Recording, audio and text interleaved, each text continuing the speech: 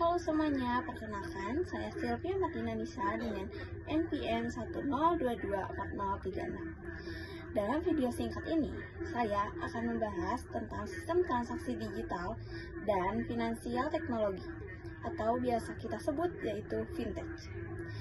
Di era yang serba digital ini, cara kita bertransaksi dan mengelola uang telah berubah secara drastis. Mari kita pahami bagaimana fintech membentuk ulang landscape keuangan modern. Sebelum itu, saya akan menjelaskan apa sih fintech itu. Fintech adalah inovasi. Secara sederhana, fintech adalah inovasi teknologi yang bertujuan untuk membuat layanan keuangan tradisional menjadi lebih efisien, cepat, dan mudah diakses. Dengan menggunakan program komputer dan teknologi informasi. Kegiatan seperti transfer uang, meminjam dana, dan berinvestasi yang dulu rumit, kini bisa dilakukan hanya dengan sentuhan jari di smartphone. Contoh layanannya sangat beragam, mulai dari dompet digital, pinjaman online, hingga platform patungan untuk usaha atau sosial. Lalu apa aja sih jenis-jenis fintech yang ada di sekitar kita?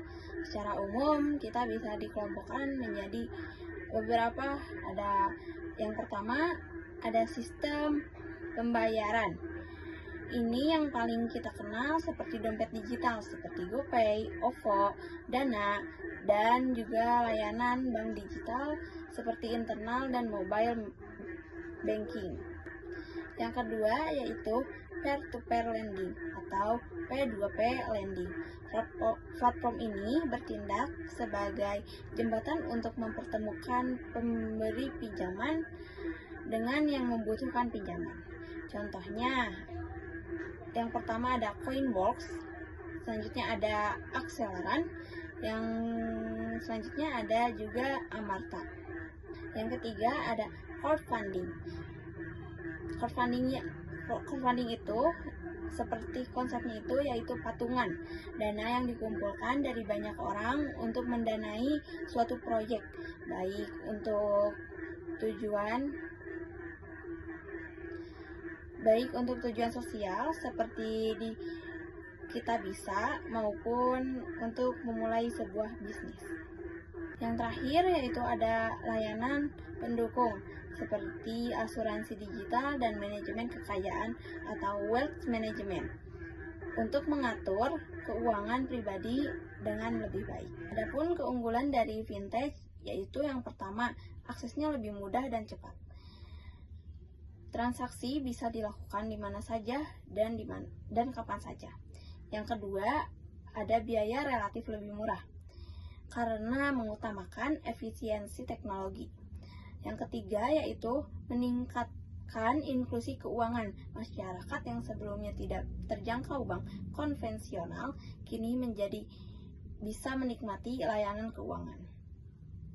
Yang keempat yaitu lebih transparan karena informasi dan biaya biasanya disampaikan dengan jelas. Dan yang terakhir yaitu fintech turut mendukung pertumbuhan UMKM dengan memberikan akses pembiayaan yang lebih mudah.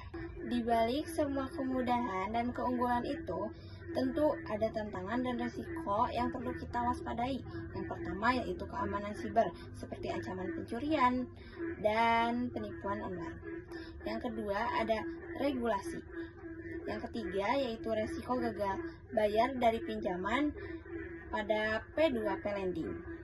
Serta yang keempat, edukasi konsumen yang masih terbatas membuat banyak orang belum sepenuhnya memahami produk dan resikonya. Kesimpulan yang kita ambil yaitu fintech telah membawa dampak transformatif dalam sistem transaksi digital.